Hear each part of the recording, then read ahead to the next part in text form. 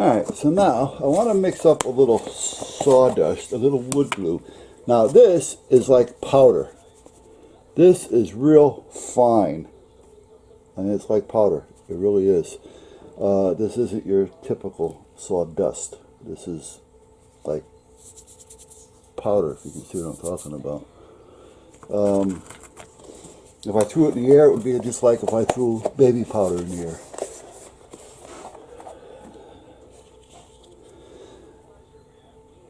I was doing some sanding one day, and a lot of it, and real fine, and that's how I ended up with it. And I said, I'm going to keep this stuff because it's great for what I'm doing.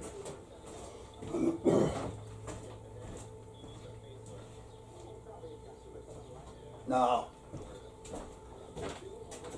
I have sawdust as well that I use if I want to make some of this for larger stuff. But for what I'm doing here, I want it to be kind of like a paste. And if you can see, that's kind of like what I'm getting here. Let me turn the other light on so you guys will have some light.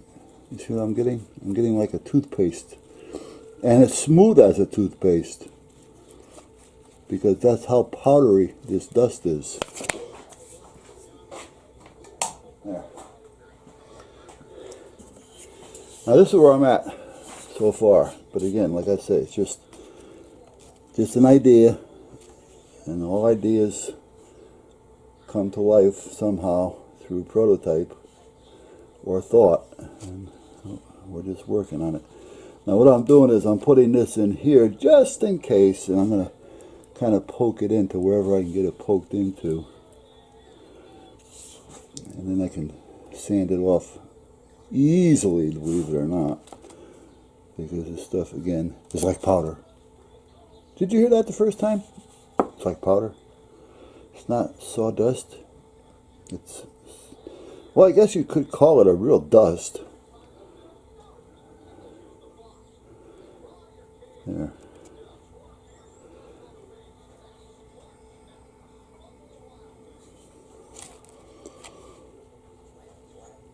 You know, the funny part is I don't even remember the project I was working on when I did this.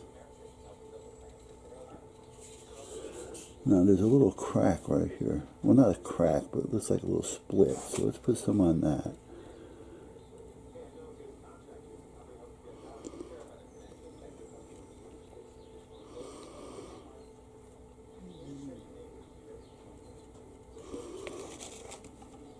Work it down inside. Work it. Work it. That's what I used to tell them at the club years ago. Well, not too long ago, actually. Let me see.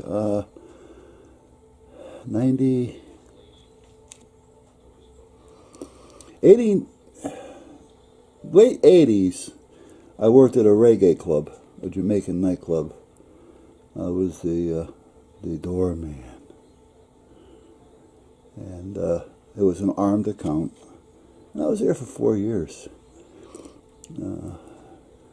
And one day George, the owner, nice guy, said, you know, Mondays is kind of slow, so maybe we're just going to cut back on Mondays, which was fine with me,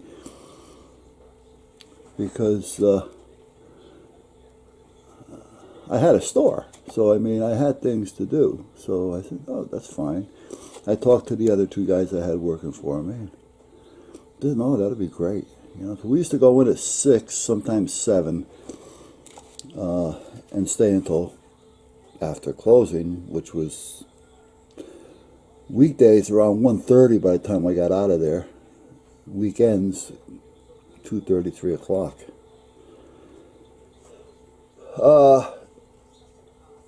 And then sometimes he would stop serving liquor and let it be bring your own. But meanwhile, I got off track there. He cut back on Mondays. But what happened was he lost his liquor license because there was nobody there to check ID at door. And it happened more than once. And now that everybody knew that we weren't there on Mondays, and as for all the younger guys, and the liquor commissioner also knew we weren't there on Mondays, so that they knew that would be a good time to go in there. And the next thing you know, he gets nailed, and they shut him down twice. The third time, they shut him down completely. And I says to him, George, it's just easier to have me put a couple of guys in here. You know, I mean, it's not like you're paying them a lot of money, you know. Well, it wasn't. This was in '89 or so, and we were paying the guys $20 an hour back then. There could be good money in doorman. But meanwhile, he decided, no, we got it covered. We're going to put, my brother-in-law out there. Fine, George, whatever you want to do. I'm here if you need me. He lost it. Got shut down. So I get a call from another club that says, we're going to open up a club from this guy out of New York. And I said, okay. He says, and we'd like for you to run the door, to run the security part of it. I said, well, I'm going to have to meet up with you. So when are you coming down here to do your hiring? And what kind of a club is it going to be? Because it's going to be a strip club. It's going to be called the Gold Zone. The Gold Zone. So anyway, I'm married, but my wife trusts me. And I trust myself. And so I went and met with the guy. Dave was his first name. Dave Miles, actually. And he wasn't the owner. He was hired on by the owner of the building. And the owner of the building, not the owner of the building, but the owner of the club that's going to open up, also owned the Cat Club in Philly. So Gary Fame was his name. Well, that's what he went by anyway, as far as I know. That's his name. So I met up with him, and he said, okay, not a problem. How many guys? Here's the size of the club. I had three entrances and exits. We used two when it was an emergency. It took up a whole block. I mean, it was a big club. It was a warehouse, actually, and it was 3 or 4 stories high.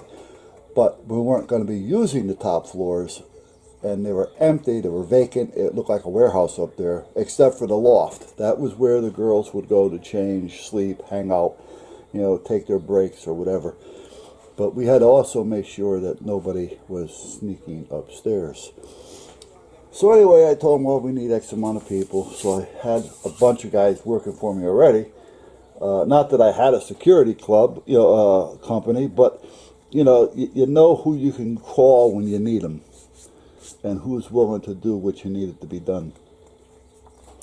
And then I was still short a couple guys, so I went to the gym, and I talked to the manager there, and I said, listen, here's what I need.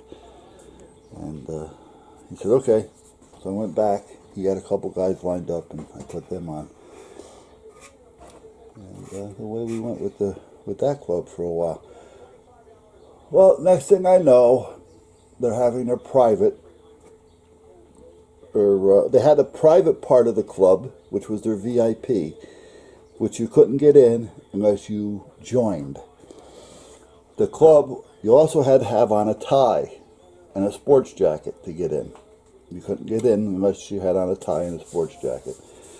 And then if you get into the VIP room, which had its own bar, its own stage, its own dancers, you had to join, which cost you X amount of dollars to get in a month. And then they, on the other side of the club, they had another room that they used to rent out for private parties and such. And that's the one that got them in trouble.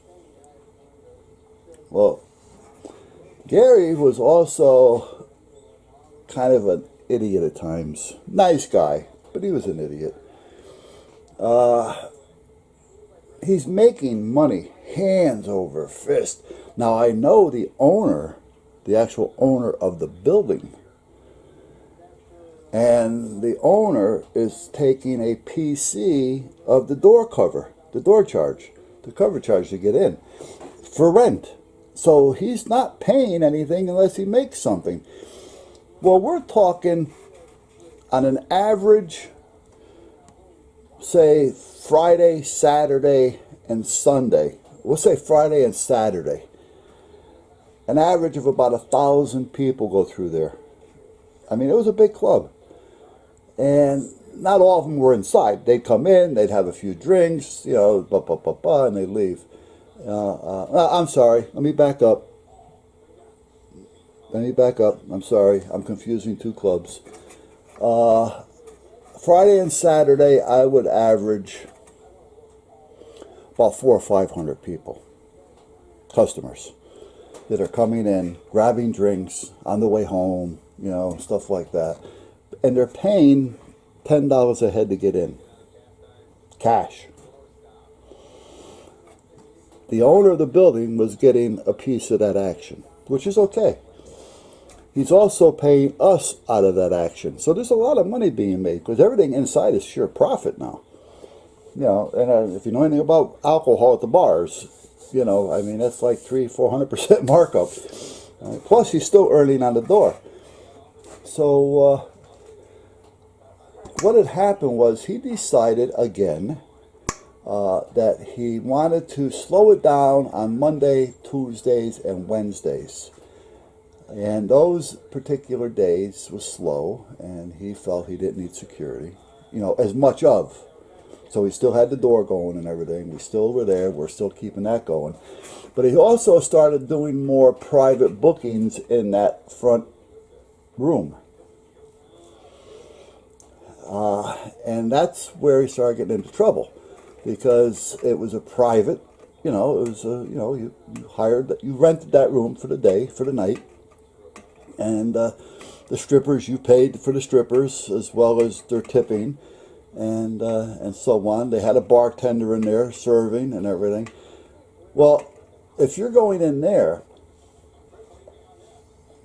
the rule was you 18 or older, basically, because it's a private thing, and you know, and that's kind of like how it was. But they started drinking in there. Well, the liquor commissioner, well, one of the guys that worked for the liquor, I can't remember the name of the, anyway, Gary Fame was gay. So was the guy that used to come around and inspect everybody to see if everybody had their ID, who worked for the firearm, alcohol, tobacco, and firearm. And he was in charge of the liquor division in the area. Well, Gary didn't want nothing to do with him. So this guy was kind of like, you know, a pissed off lover that never came about because Gary wants nothing to do with him.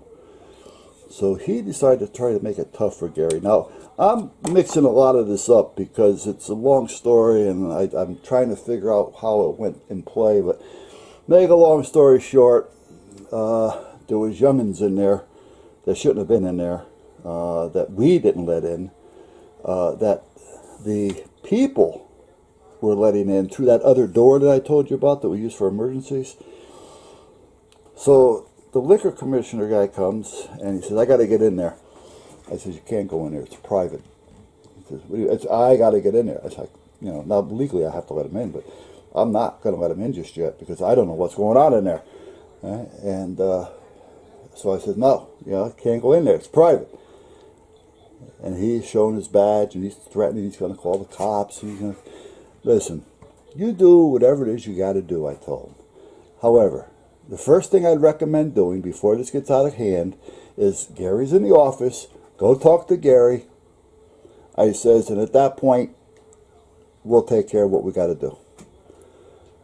So he goes storming off to talk to Gary because any chance he gets to talk to Gary, he wants to talk to Gary because again they're both gay, and he has one for the Gary.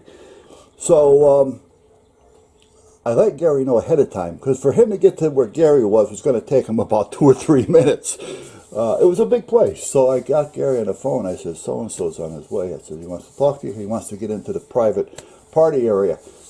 He says, all right. I says, I am cleaning that up now. So what I did was I sent a couple of bus boys in there and a couple of my guys. And I says, go in there. Make sure they didn't sneak anybody in. Make sure everything is cool. And that's it, because we're going to have company. So, about 10 minutes later, Gary comes out with this guy, and they go in and didn't find anything, which I knew they weren't at that point. Gary comes out, pats me on the back, shakes my hand. The other guy shook my hand, the guy that was pissed off at me because I wouldn't let him in, and said, all right. Well, Gary decided he was going to do this a few times with us not being there with the private club. And the commissioner came in again because he gets a chance to talk to Gary. And he's always looking for something to say, well, Gary, if you want to go out, we'll talk about it. This is the way it was going on over there. And Gary wanted no part with it. And Gary didn't know how to play any games. So next thing you know, the commissioner came in again and walked right in because nobody was there. And at this point, there was a lot of prostitution. Not prostitution, just down outright sex going on. There were 16-year-olds in there. And I wasn't there, but this is what I heard. And the next thing you know, the whole place gets shut down. Bam! Done. And rightfully so. So the next thing I know, I get a call from Gary saying, can you come down here? I go, why? He goes, we're getting shut down. We're getting raided. I says, Gary, if it's happening, it's happening. I can't bail you out of this, I said, but I'll come down. So I go down there and I'm just making sure that they did what they're supposed to do and not go beyond any of the other legal limits, and they shut him down. Now that was a Sunday night. So I said, all right, Gary. I said, well, listen, it was a pleasure working for you. Yeah. He says, no. He says, come in Wednesday. Come in Wednesday. I said, come in Wednesday. He goes, yeah, come in Wednesday. He says, and make sure you have your crowd, your crew with you. I said, all right. I said, if we come in, you're paying us for the day. They want to take advantage of them. Well, we go in there. It's no longer the gold zone. And again, because all this stuff was happening so fast at the time, and I was working, a number of different clubs, it may be a little confusing here, and I may be off a little bit, but the bottom line is the bottom line. So, we go in, there's a new sign up on top, the Cat Club. The Cat Club. Oh, and another part of the Gold Zone being shut down was because 2 blocks away there was another strip club called Stage Door Johnny's.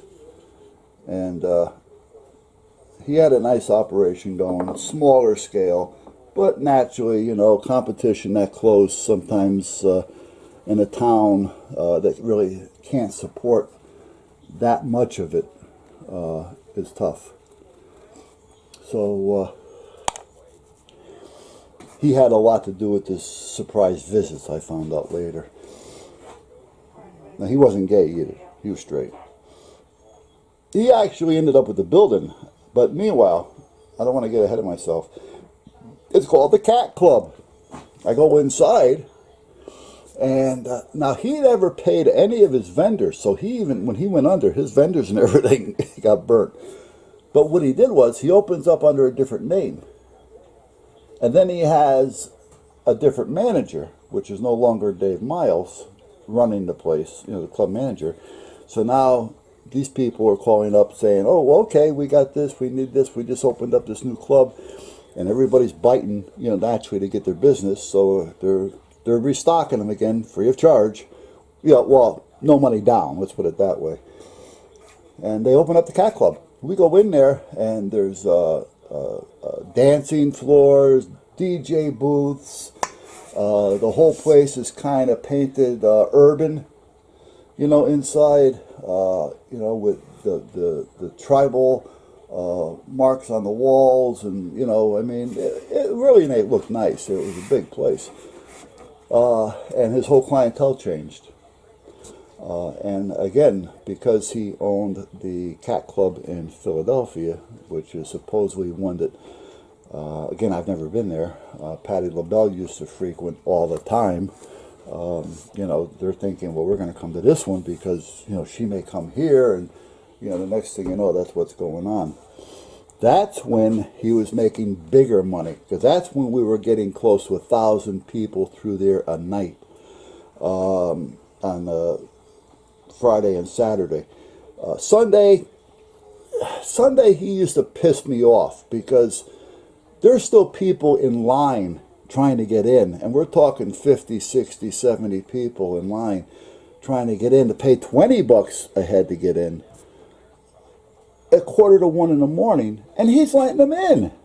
And by the time they get in there, the bar is shut down at 1:45, So they're getting in there, and there's nothing going on. The bars are closed, and these people are getting pissed. I said, Gary, I'm shutting the door down. That's it.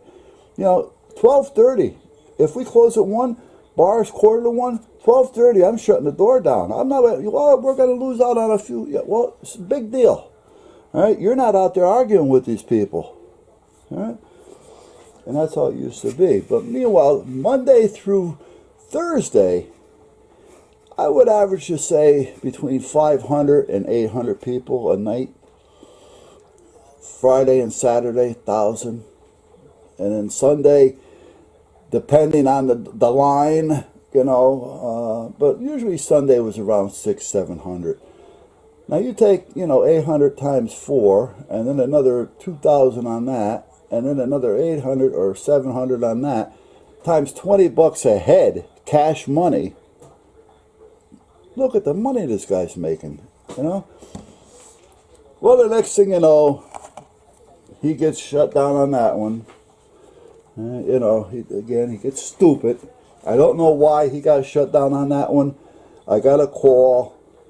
I was off for 3 days. We were all off for 3 days. And we get a call saying, guys, we're closed. Oh, no. I'm sorry. Let me back up again. I'm getting confused. I'm at the door on Friday night. This is the Friday before he actually gets shut down. He got shut down the following week. And George from the reggae club is riding by, and he sees me there, and he says, Buzz, I'm reopening the club tonight. Can you be there? And I'm out front talking to him. I said, well, Gary, George, I can be there. I said, but I can't get there until we close this place down. So, I can probably sneak out of here early because I got a couple of good guys working here. So I can send somebody up there, one of my guys up there, and then I can get up there about 11:30, 12 o'clock. I says, and I can let my guys close this place down here. He says, great. So I went up there, and now I got 2 clubs I got to take care of. Well, when George opened up the other club, he took a partner, and they called it the Green Island. Now, I don't know if any of you guys are from around Connecticut or not, and going back into the 80s and 90s, but they had the Third World International, which was in New Haven, and then it was the Green Island. That was the Jamaican club. The other one, the strip club, was the Cat Club. No, I'm sorry, the strip club was the Gold Zone. And then it turned into the urban nightclub called the Cat Club. You know, and for people that were around back then, they could tell you about the parties and the trouble and the shootings. I'll tell you. But I could tell you stories about those clubs that would, they make me nervous now. But at that point, I started there. The next thing I know, I get a call from Gary. Because Monday, Tuesday, Wednesday, we didn't work. I didn't work anyway. We only had a half a crew on, and I took those days off because you got to remember, I still have a store that I'm running during the day. Right? So I get a call from Gary saying, "Buzz, yeah." He goes, "I just sold out. We're closing down." I go, "Oh, all right, not a problem." I said, "Did you tell the guys?" You know, he says, "Well, I was hoping you call them." Yeah. You call them. All right? Because they're going to come. And, you know, they're going to be there looking to work. You just can't not let them start working. If they're coming to work, you know, you got to let them know. So he calls them up. And then I called up later and I told the guys to come to work with me up at the other club. So they didn't lose their jobs. They still had a job, but I had to put them to work at the other club.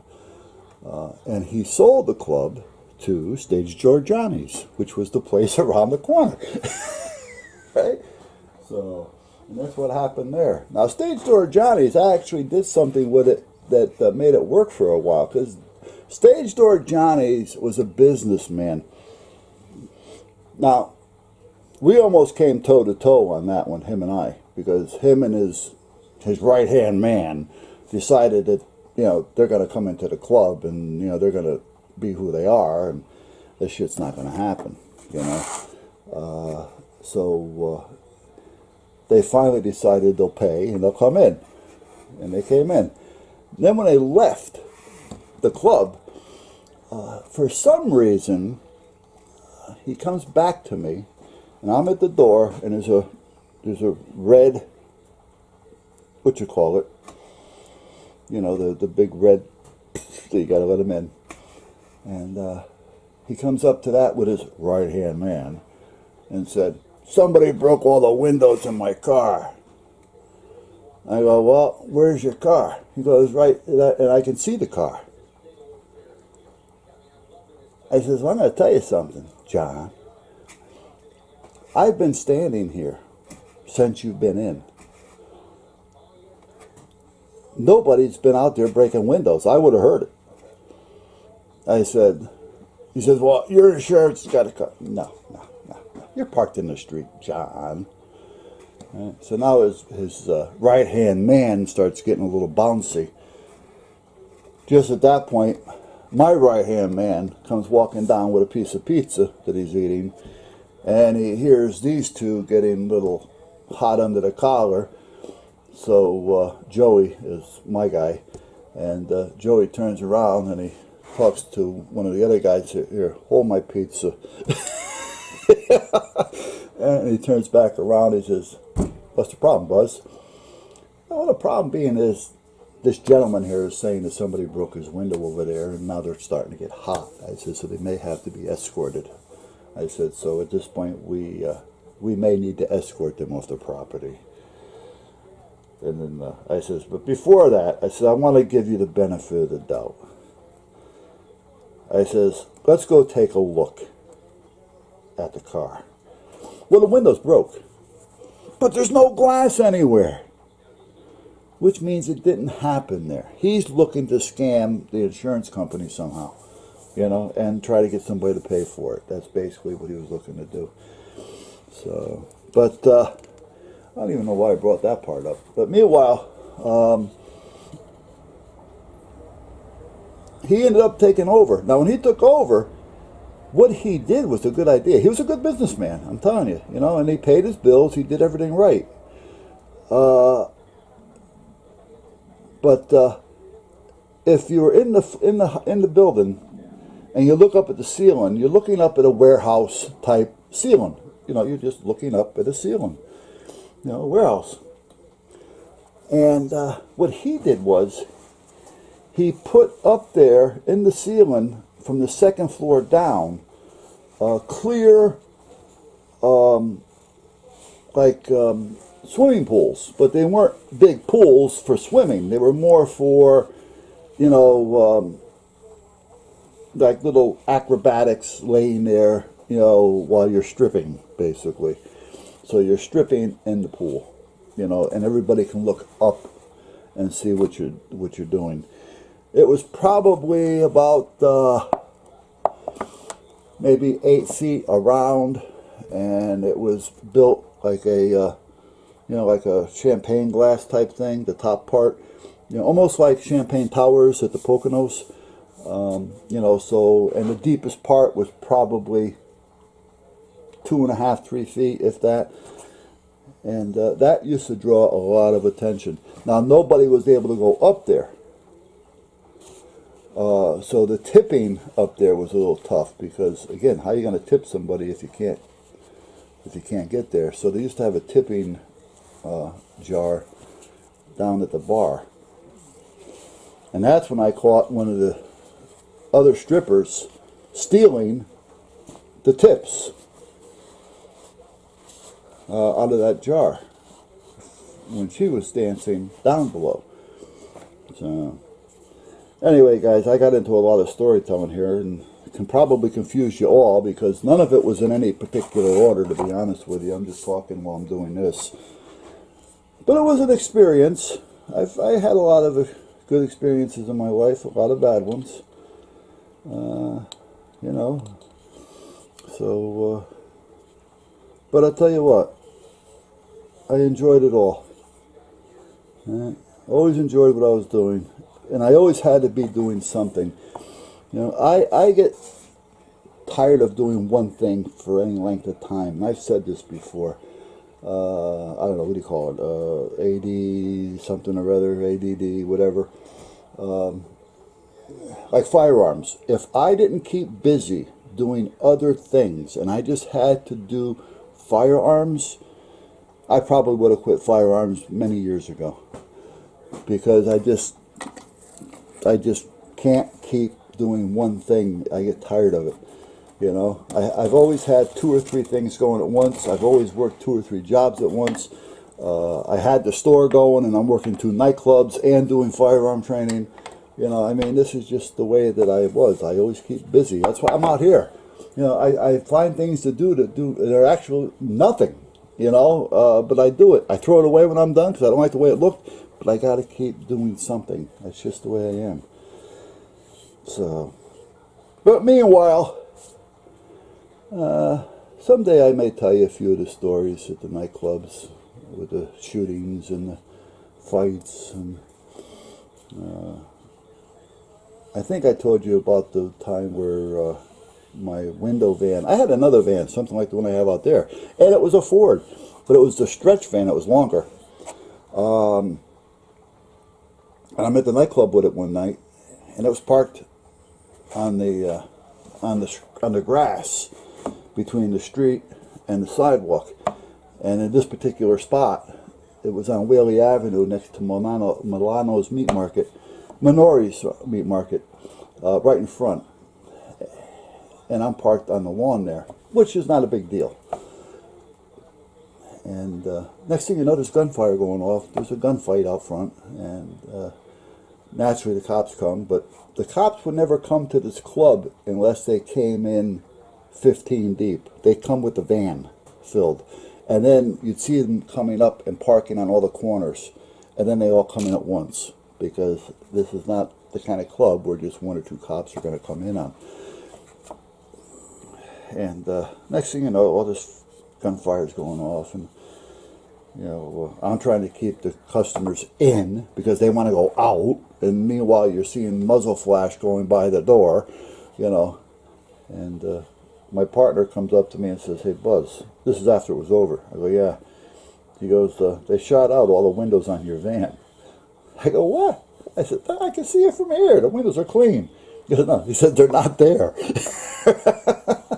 Right? The only window I had, well, I had 3 windows left. It was the windshield, the passenger window, and the side door, side door on the slider window was there. The 2 back windows, the 2 side windows, and the driver's door window were all shot out. Because when they're shooting, they're just sticking their hand around the corner and they're not aiming, they're just pulling triggers. Next thing you know, they're popping out windows. Now, the next night, I know who did it. So the next night, when they came into the club, because I knew who was on that side. And I said to him, hey, so. Yeah, man. I go, I'm going to tell you. Now, he knows I know. But I'm talking like there's a third person. I said, listen, I says, I know you know who shot out the windows on my van. And I also know that it was an accident. But I really don't want to have to put this into the insurance on a $500 claim, you know, and with the deductible and all. I said, so talk to the guy. Well, for the next 2 weeks, well, it was almost 2 weeks, he would come in and shake my hand. And every time he shook my hand, there was money in it. He paid to fix the windows in the van for me, which was nice. So, it was a good rapport. It worked out okay. So, yeah. Anyway, guys, I'm going to send this off. I'm done taking up your time talking in riddles because that's just about how it is at this point, and I'll be back.